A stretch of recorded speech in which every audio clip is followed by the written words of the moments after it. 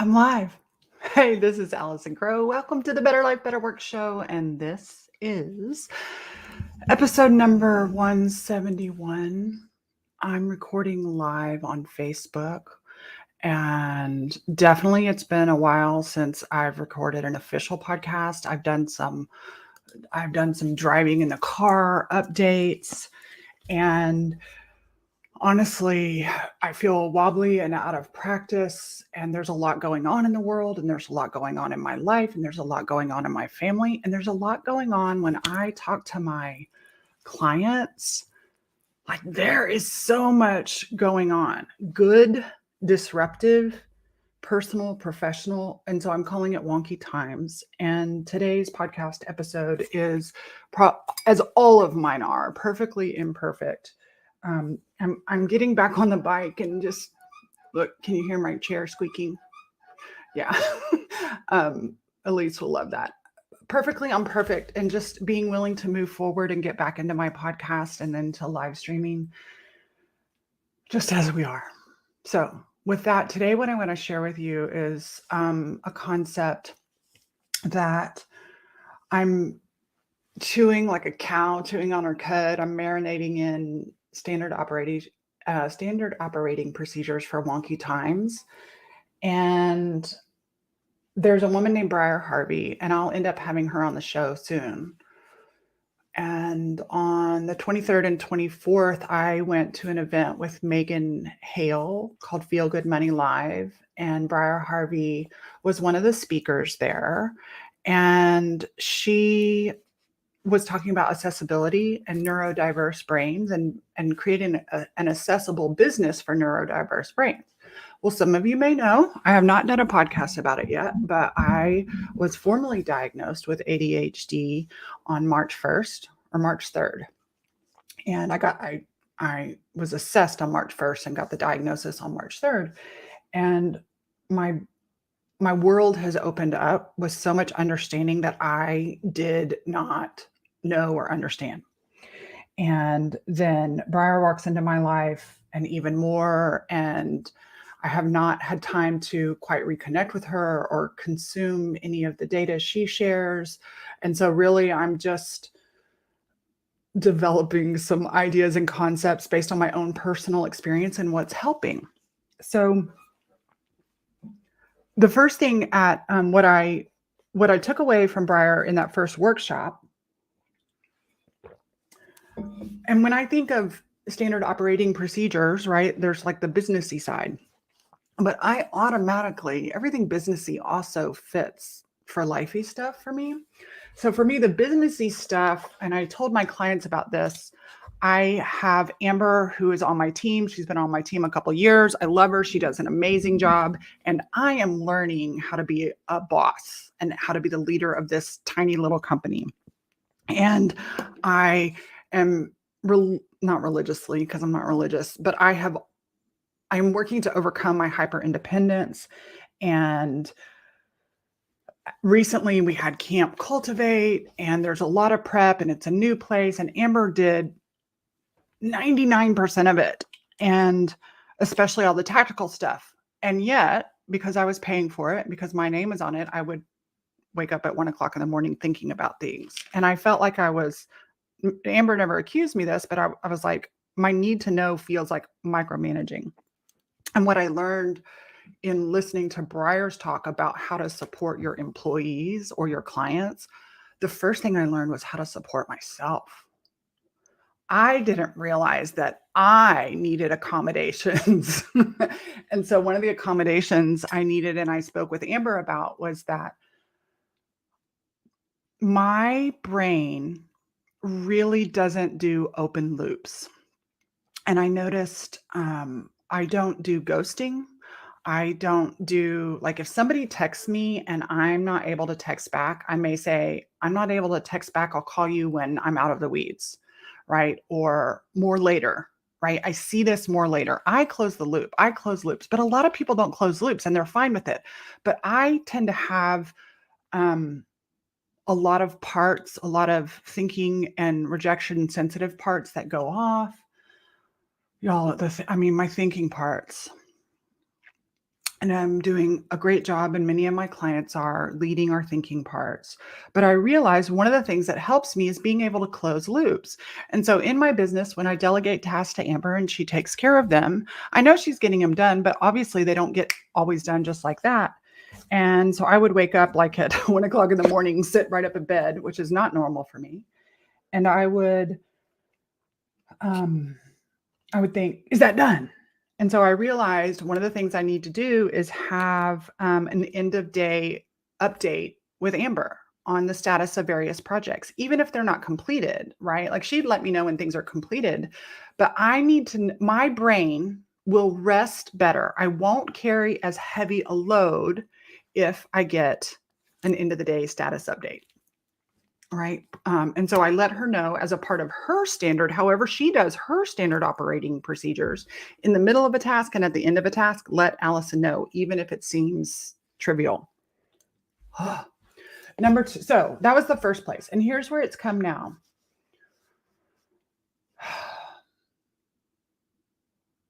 Camp was wonderful, intense, the best ever, glorious. I have a leadership circle that starts next Tuesday. And I came home to needing to rest. And then I have some connection conversations about whether or not this leadership circle is right aligned. And my parents are doing some downsizing. And I have lots of brothers and sisters. Many of you know that my dad had a stroke at the beginning of April while I was at an event. And so I'm obviously here for my family, and there are certain things that I'm good at and certain things that other siblings are good at. And right now, some of the things that I'm good at are taking a lot of my time and energy, and I'm happy to do it with and for my parents. And it's an emotional weight, it's a tactical weight. And so I realize what's today, Thursday, came back Monday, rested last weekend, and I realized like, there is an intense schedule going on. And I'm not talking busy, I'm talking thick, right? I don't do busy anymore, but there's thick. I have clients that are doing their business lives, and then they have things going on with their kids and their families. It can get thick and wonky. And so, we can create habits, and habits are rituals that happen generally every day. And what I'm asking us to all to consider is what are our like standard operating procedures aren't about what we do every day. They're about how we operate and what procedures do we use under certain circumstances.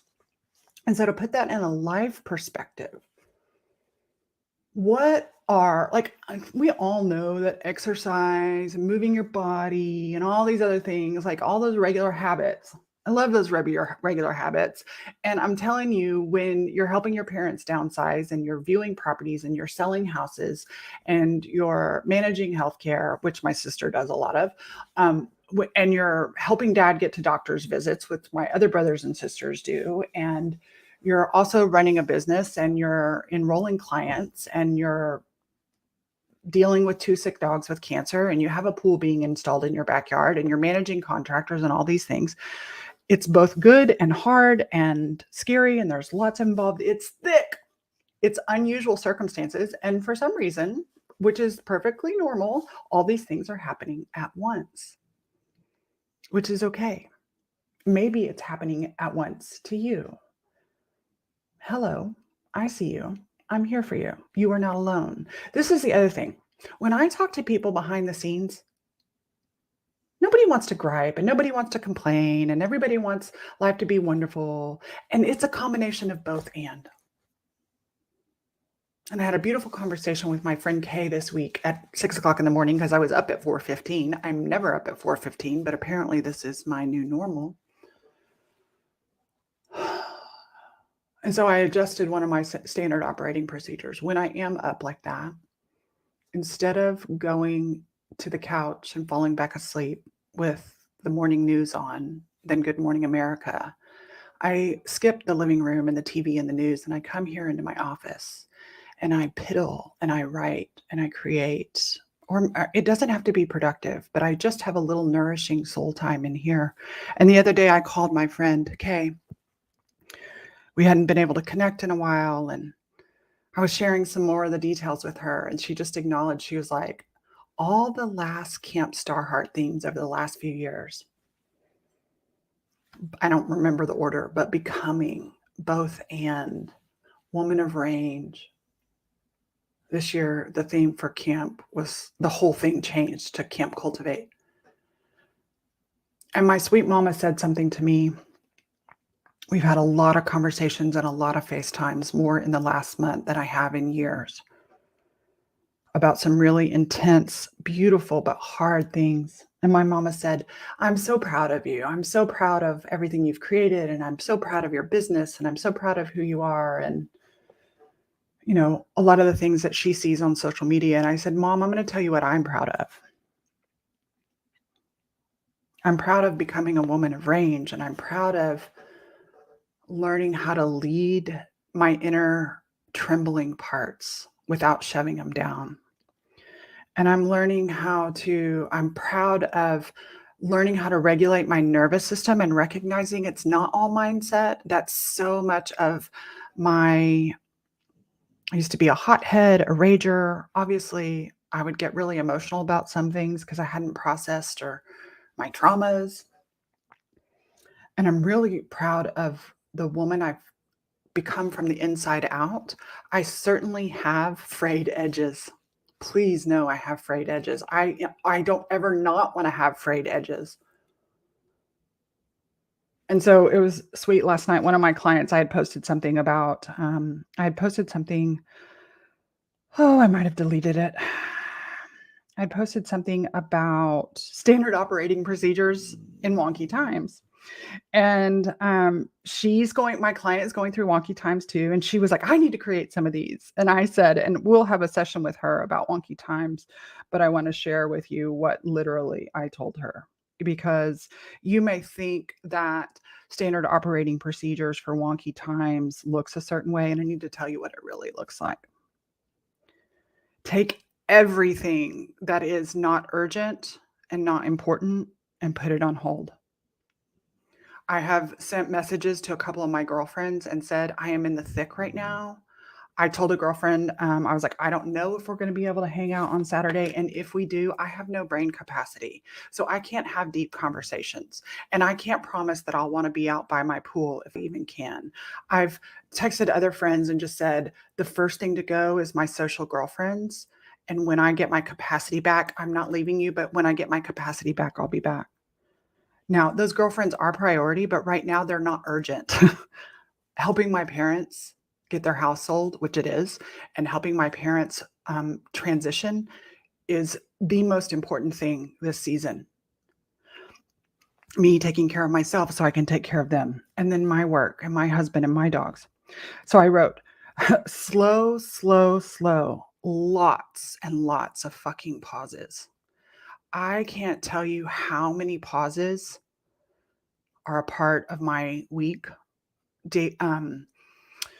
One of my standard operating procedures right now, it's so tempting, like, because my schedule is a little bit more full, to squeeze something in or to put on a call at a time on my calendar when I don't do calls. Like, I have a habit and a routine that I don't do coaching calls before 10 a.m.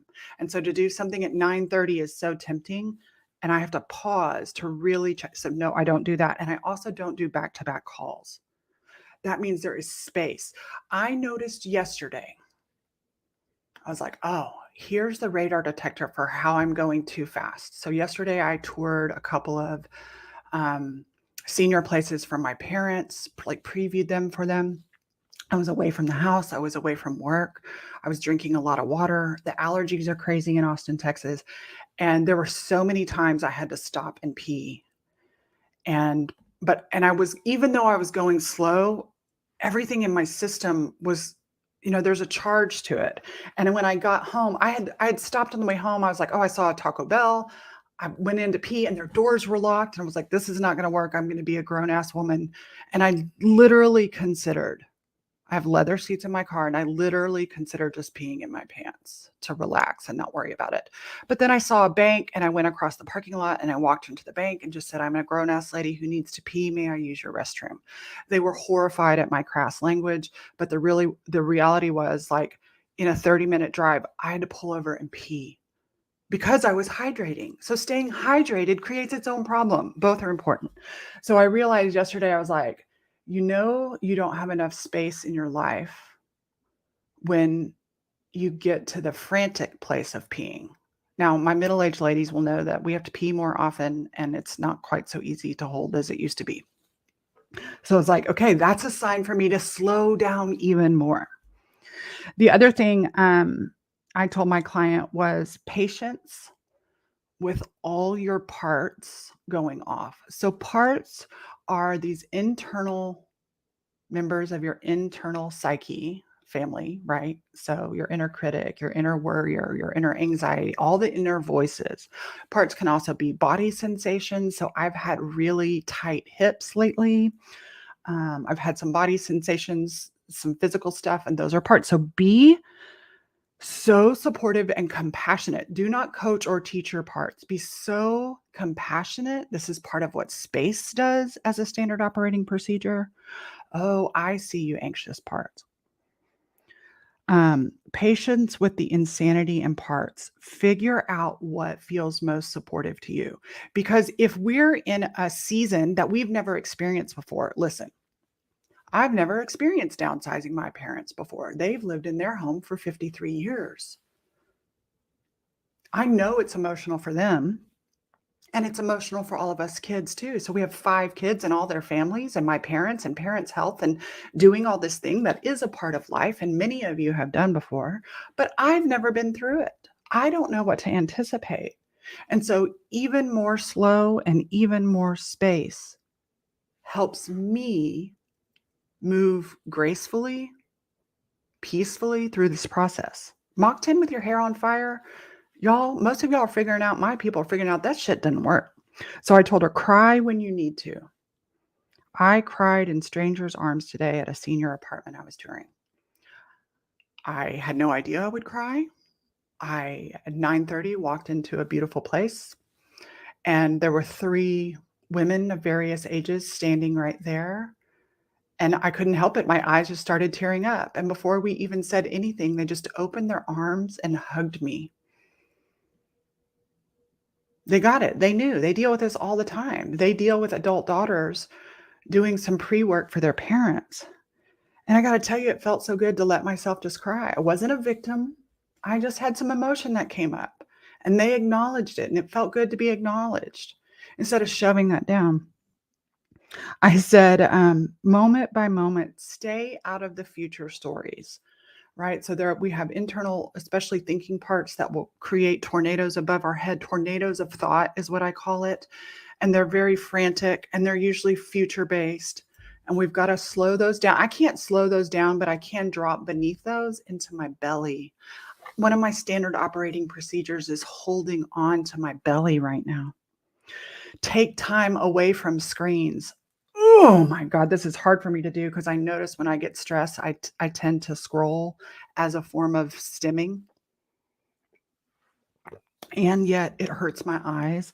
So one of my standard operating procedures, y'all, this is so funny. My mom gave me this thing back when I had dry eye, and it's from Sharper Image, and it's ridiculously expensive, but it's a heated eye mask. 10 minutes of heated eye mask heals a lot of wounds. A, you can't see your screen. B, your eyeballs get really moist. And it's like just a 10-minute little dark, warm comfort right through your eyeballs. I said, go days without a proper shower. Now that we have a pool, there will be a lot of pool baths. My hair yesterday was actually the first day I went completely under the water in my pool. I don't know why. Part of it is like, oh, I don't want to mess up my hair. I don't want to have to wash my hair because washing my hair takes a lot of effort. And yesterday I was like, Allison, you need to float, put down the phone, be in the pool, get under the water, let the water hold all of you, including your hair. And I went to bed with my hair in a bun. I went to to bed with my hair in a bun, probably slightly damp from the rainwater. And I thought about jumping in the shower last night, but that took too much effort. And I'm not, y'all, please know, not from this place of woe's me, but just like this place of noticing. And I woke up this morning and I was like, my hair is actually kind of soft. And I just brushed it out and I put it in these braids and I feel adorable. And do you know how nice, and just whapped on some deodorant? Go days without a proper shower. It's fine. And orgasms help relieve pent up shit. And so my sweet husband rolls over the other night and is like, take off your panties. I'm sure that's probably too much information, but women, as you know, sometimes when we get stressed, that is the last thing on our mind, or we make up these stories about how relaxed we need to be. And so I just remember that sometimes that physical release is a standard operating procedure. I can't tell you what your standard operating procedures are going to be. The other one of mine is like creative practice. Yesterday, I know visually, maybe I'll make this the head of the podcast, or the image on the podcast. Yesterday, this was my creative practice. I literally just make marks, dots on. I'm not painting anything, but I have my watercolors and I have 5x7 cards. And there's something for me very physically grounding about taking various colors and putting them on a page. I'm not making art. I'm just making art marks. And that is part of my process. It connects me to my body. It connects me to process without having to create a product. And it soothes me in the spaces between the overstimulation. I can't control the overstimulation. It is just a fact of life in this season that we're going through with our family and with our dogs, and then having the pool built. Fortunately, that's done. And the camp, that's done. It's all good. And some of it is intense. And so for you, here's the tip I want to give to you. Take a half hour. I don't want to say just take 5 minutes. You are so worth more than 5 minutes, but take a half hour and spend the first 10 minutes disconnecting from the noise. Like there's an acclimation. I've been writing that word acclimation. There's an acclimation to the silent, quiet space inside. I'm not talking about meditation. I'm not talking about perfect peace, but it takes a while to like disconnect from the static of the outside world, from the static of social media, to be with the noise in your own brain. No music. Or if you have music, use music that doesn't have words. And consider with pen to paper, not in a pretty way, but consider what would be really supportive for you. And your brain will say, it'd be really supportive for me to go on vacation, or it'd be really supportive for me to check into a rehab so I didn't have to do anything and people could bring me food for 30 days. And those are protective parts. And so ask your parts to give you some space and find the calm, present connection with yourself. I call it self-connection. Not self-healing, not self-therapy, not self-coping, but just self-presence. And listen to the still small creative voice inside of you. She'll nurture you. She'll support you. She'll let you know these tiny micro moves that will help lube up, right? Like if our life is grinding gears at certain times because it just is, lube helps. So she'll let you know what standard operating procedures will help support you. Close mental loops, reset your nervous system. I don't know what they are for you. I shared you some of mine. They're not perfect. They're not habitual. They're just for this season. So I'm sending you so much love. One of the fun things about this season that has been really intense is that I'm pretty much done with any kind of intentional client selling for the next year. My leadership program is almost full. Solis is ongoing and open. So I don't have to think about client generation. I may mention Solis every once in a while. You're welcome to come in. I'm so not attached. I am working on my book. That's the other thing. I'm working on my book, and I'm determined to publish by September 20th, that week of new moon. There's a lot going on. Creating space in the middle of a lot doesn't feel possible sometimes, and it is. That's all I got. I love you. If you're listening for the first time, say hi. Um, Grab my values workbook. That's the other thing. Like, I'm going back to values, looking at my values every single day. Where are my values empty? Because values energize us. How do we have the energy? Right. So, one of my mental standard operating procedures is I have my values posted on the wall behind me and I double check in with those. And some of them right now are not like, they're not urgent, and some of them are. Anyway, I love you. I appreciate you. Thanks for listening to my podcast or watching my lives. Share with a friend that you think might find delicious nurturing in the perfectly imperfect that is the Better Life, Better Work show. Until next week.